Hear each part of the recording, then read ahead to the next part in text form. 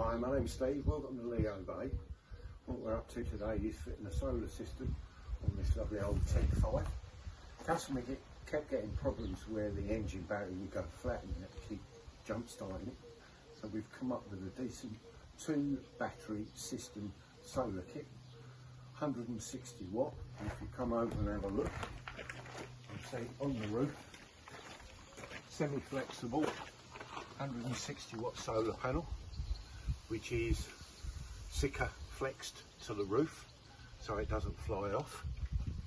And we take the cables through the back end of the roof, as you can see up in here. So when the canopy's closed, the cables will fold down, and then that doesn't break the cables or cause any problems. Now if we go round to the front,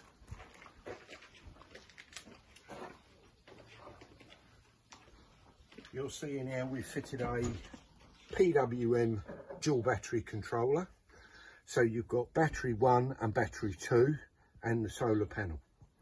This thing we can set so a percentage of the power goes to the leisure under the driver's seat, and the rest of it can go off to the engine battery. So that way we're always keeping the batteries topped up. It's able to accept different types of batteries, which is good. And in this case, we've added the digital control panel. And just by doing a simple button press, at the moment it's showing us 12.3 volts going to the engine battery. If we come over here by pressing the button, we can see what's in the leisure, which is 13.9. Press it again, gives us a temperature reading outside. Press it again, it will show the voltage being produced by the panel. That's 21 volts, but due to the miracle of electronics, this box here will modify it so as it becomes DC in the range of 13.8, 14.2, which is what the leisure battery needs.